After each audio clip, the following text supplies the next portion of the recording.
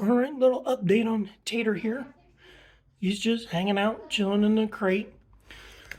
So, one thing I kind of wanted to talk about with that is like just crate training in general. So it's day 2 of him being here.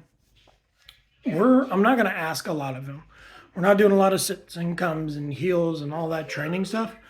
I want him to kind of get relaxed. It's like step 1 of the rule of 3 is the first 3 days. They might not act like themselves. They might not drink much water.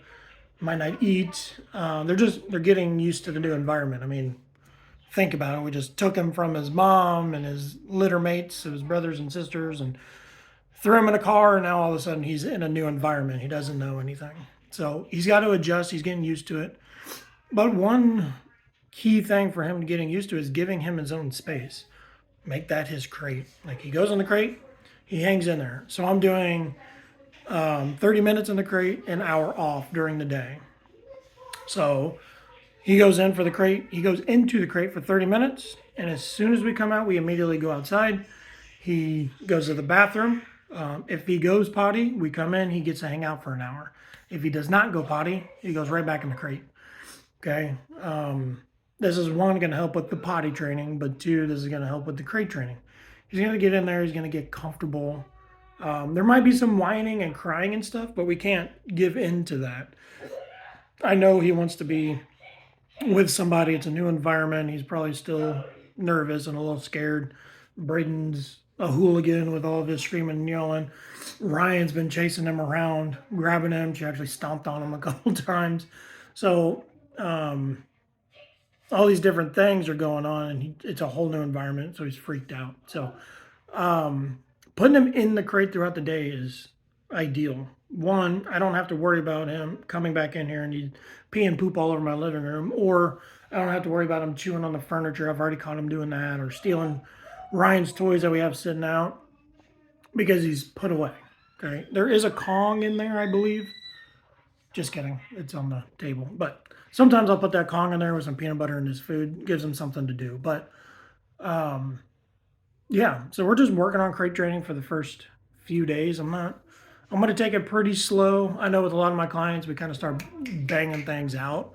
But typically, they're older, and most people are calling me for other issues than puppy training and just basic obedience. Usually, there's more stuff to work on. So, older dogs are more understanding.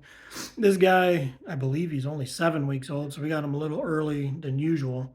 So, yeah, he's just got to kind of learn. He's got to adapt to the new environment. And then from there, just bonding. We're going to bond. We're going to hang out, pet. I'm going to hand feed him all of his meals from now until probably for a couple months.